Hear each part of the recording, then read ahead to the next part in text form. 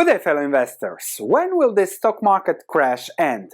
Let me give you a few of my insights that might help you in your decision making when it comes to long-term investing and wealth accumulation. First, let's start with some technicalities. So, over the last 6 months, was this 5 months, the S&P 500 is down 18 from the 52-week high to the 52-week low. It's still not 20%. So we are not yet in a bear market. It's just a 19.9% correction from top to bottom. Of course, the situation with the Nasdaq is pretty different, as it is down 28% year to date, a little bit more top to bottom, so we can say that tech stocks have crashed and are in a bear market. Nevertheless, let me give you a different perspective on this. If you look at 5-year performance, 83%, so that's pretty good for the Nasdaq. 5 years of the S&P 500, 61%, so that's also normal. Tech stocks, let's say more risky stocks, go up faster. In this case, the Nasdaq, those go up faster, but also correct a little bit sharper when it comes to going down. Long term, we all know what happened here. A long time that the Nasdaq didn't do much, so what's that, 15, 16 years, and the same for the S&P 500, a little bit shorter. So we can say that the S&P 500 is less volatility than the Nasdaq. But now many are wondering whether this is the end or this will continue. And if we listen to Michael Burry, this is just the start. So from his Twitter account, he is comparing the S&P 500 tops and bottoms and how those bottoms are constantly lower, and his target is that 15% lower than the March 2020 low is S&P 500 to 1,862 points, and he is stating that based on the Shiller P ratio of 16 and a nominal P ratio of 9, which is in historic ranges. Let's dig a little bit deeper. So we have long-term interest rates on the right side and price-earnings ratio, the CAPE ratio, the cyclically adjusted earnings ratio that looks at 10 years of earnings on the left side here.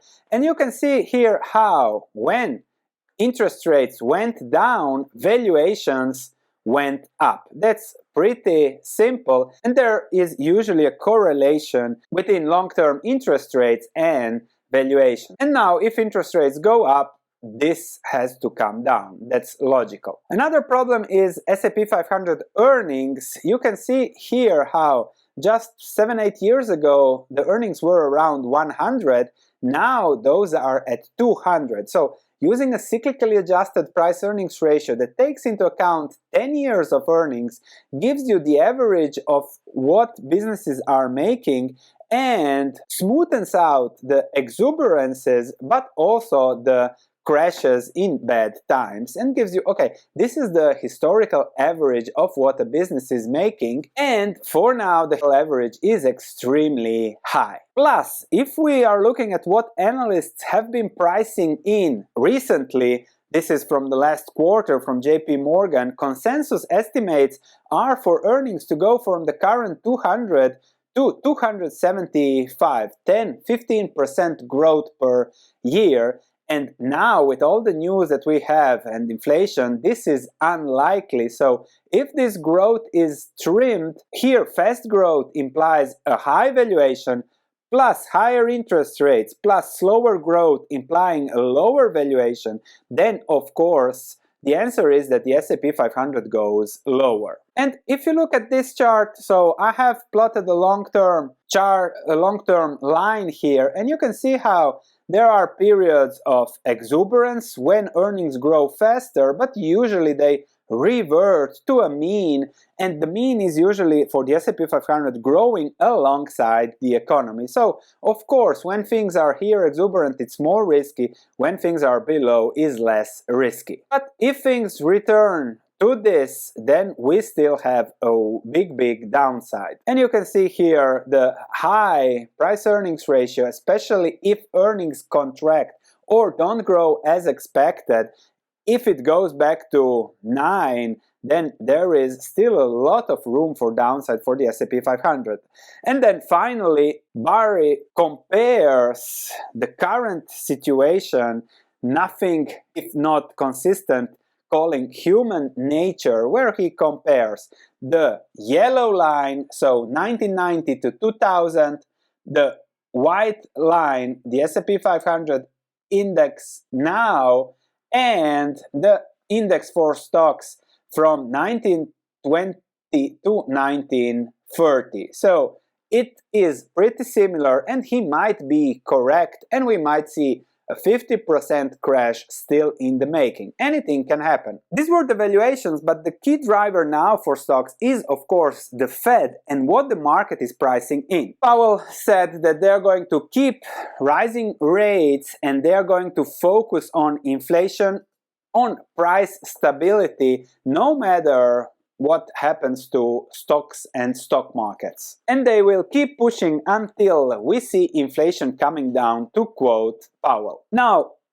the goal of the Fed is always to keep prices high and unemployment low, so to stability. But we can already say that given the current inflationary environment, the Fed has already lost control over inflation. And inflation is now stably at 8.26% and still going strong. The hikes have not yet been affecting, but if you want to lower inflation, you must lower demand, which means it leads to an economic contraction, so you never know what will happen there. And the Fed's current goal, what's priced in, is 2.4% interest rates, perhaps even higher if necessary, and the market is saying, okay, 2.4, we'll adjust the valuations already a little bit.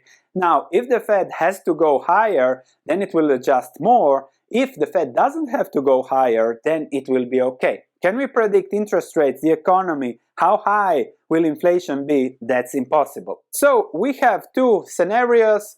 The first scenario is that the Fed's tightening might lead to economic impacts. So the Fed then reconsidering, but still having to push rates higher because of inflation, and that might lead to stagflation as rates curb the economy, but also inflation doesn't go down. That's stagflation, and that's also a possibility, especially as we just need one bad quarter, the current quarter, and then we're already in stagflation, as the previous quarter wasn't stellar. The other is what the Fed wants, and that's a soft landing, stabilizing inflation, neutral impact from rates, and the Fed managing to control it all. Nobody knows. Some say the Fed will pivot soon, some say the Fed will stick to it, but always keep in mind when it comes to the Fed is saying and will always say what it has to say. So the market is looking at what the Fed says, and the Fed is always saying what it thinks that it will be the most important, the best thing to say for the economy.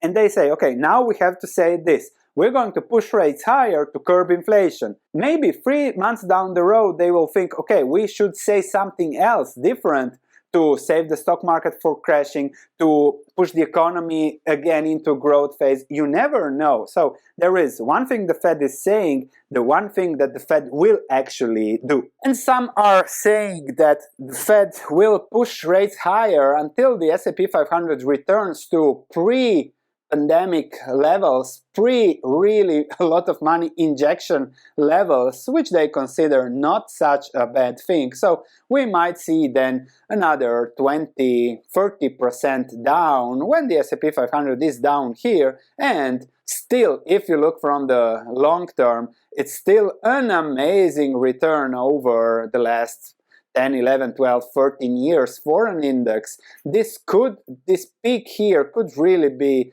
a sign of exuberance, so it's okay to trim that down and return to the long-term trend here, and everybody happy except for the gamblers. But that's just the Fed, and there are other risks that are beyond the Fed. I made this video last week. I asked for more than 2,000 likes, and you passed 3,000. Thank you for that. And I'll make a video on Sunday about these topics that go beyond the Fed. And thanks for liking and for supporting the channel. Please stagflate that like button. Now, speaking of stagflation, everyone is saying invest in commodities, commodities are the place to be now. But if I look at the price of copper over the last 5 years, well, now it is here. It is double what it was, and now everybody is saying to invest in commodities. So for me, it doesn't make sense. Okay, yes, there is inflation, there is potentially stagflation,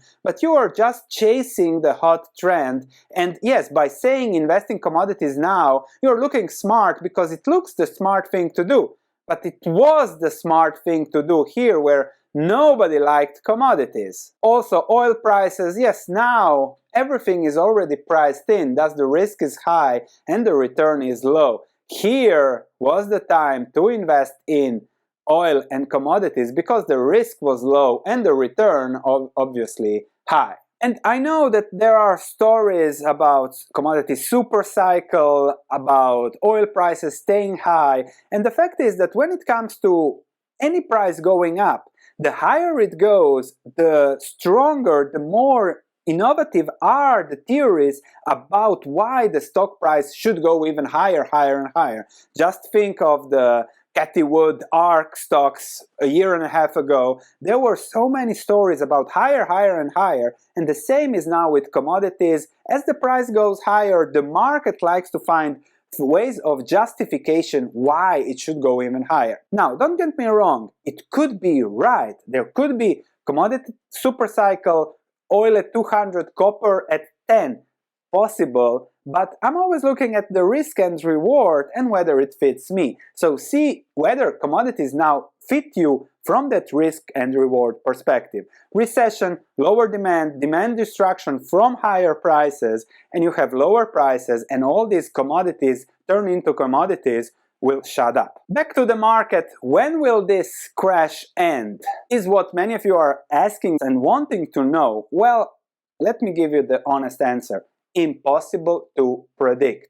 The stock market in the next 12 months can be 20% higher, 20% lower, 40% higher, 40% lower. It's simply impossible to predict. We had periods of great years, so actually the last 40 years has been an amazing period in the market. Maybe we are now into 20 years of sideways, maybe a big crash and then 20 years of going higher, maybe 17 years of sideways with a big crash in between in 2027. Who knows? The fact is that it is just where we were a year and a half ago, a year ago, so nothing spectacular there. So this was just exuberance as the stimulus checks were coming in, everyone was full of liquidity, and now they are trimming, and we'll see when they will stop trimming, whether they will continue trimming, print money, who knows, who knows. It's really impossible to predict. Maybe we'll have an inflationary crash where the Fed prints even more money and the S&P 500 is at 8,000 points in the next 3 years. And therefore, there is no way of predicting and timing the market. The only thing you can do is just see, okay, what does fit me, at what price, quality businesses that will be there 10 years from now, no matter what.